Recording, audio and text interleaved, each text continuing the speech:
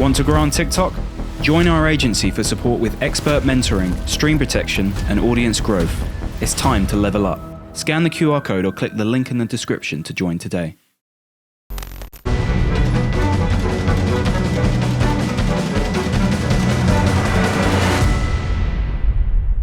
Eamon Khan here for Seconds Out with the victorious Adam Booth. Adam, that was a hellacious, a brutal knockout for David Adeleyi against Sol Dacres. Just talk me through the setup to get that shot and get that brutal finish. It was a lead left hook, and that shot has to be set up with like a little sequence of stuff where you get someone reacting so way. He actually tried it earlier in the round, but he just threw the lead left hook. He didn't set it up, and that's something we've obviously worked on.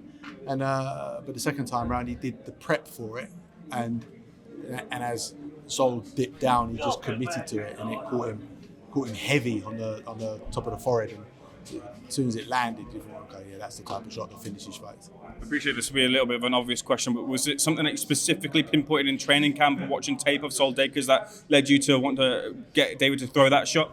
Not necessarily. Yes, we look at Sol and the gaps. There was actually a right hand to the side of his ribs earlier in the round. That was a shot that was part of the setup, right. and that was a shot I was probably more happy about because of how David delivered it in his balance and set it up. So I go back and watch it again, but my initial sort of recollection of it was I'm pleased with it, really pleased with it. Was there anything in maybe Sol maybe not being a fast starter as well too? Well, it's firstly it's heavyweight boxing, and anything can happen in heavyweight boxing. It was the first round, and it was also a first round where David didn't let him get into the round, so he wasn't warm. He wasn't in the fight, and then he gets caught with a finishing shot. So that can happen to any heavyweight, and Sol shouldn't be discouraged by that, and just look at it for what it is. Heavyweight boxing, that could happen either way around, and crack on. I know he's got good people around him, so they're real about boxing, and they know this can happen any day. There's wins, there's losses. Outside looking in, we'd probably say that Adelaide had a lot of pressure on his shoulders coming off the back of a knockout defeat to Fabio Wardley. Was there the sense of that in the training camp and the preparations for this fight, that he was one that needed a big victory here?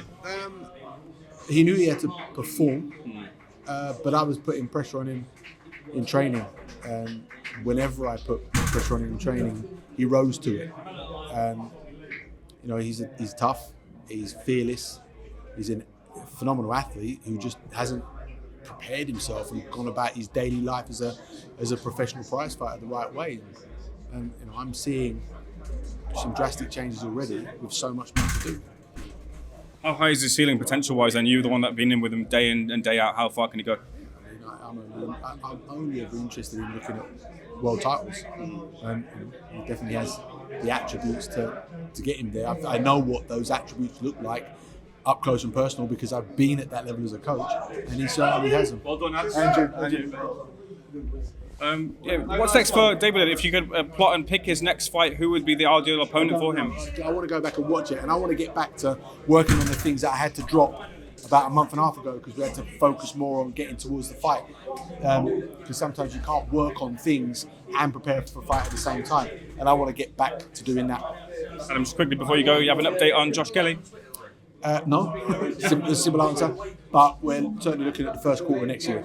Can you get your take on Dubois versus Parker recently now at heavyweight? Unbelievable matchup. Massive kudos to Daniel Dubois for taking that fight because they are both probably, the pair of them are the two most improved heavyweights out there.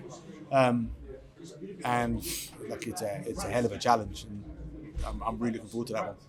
Usyk versus Fury 2. Tyson says it's got to be heavier for the rematch. Feel like that's the right way, a heavier. Fury might be able to turn what was a close defeat into a victory. That's probably just one element of it. It's not just about being heavier. It's how you go about applying that. And Tyson's a very clever fella.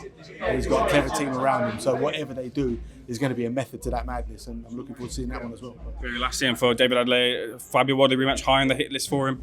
Like I said, I want to go back and I want to just work on what's going to improve him as a fighter, taking the right fights at the right time. I'm sure Fabio's looking forward. He doesn't want to look in his rearview mirror, and he probably doesn't want to rematch someone that he's stopped, who's obviously improving when he's got his sights set high. And I can understand that. That's probably what Fabio needs to do. But David's career is David's career. If that involves a rematch with Fabio, great. If it doesn't, it doesn't matter.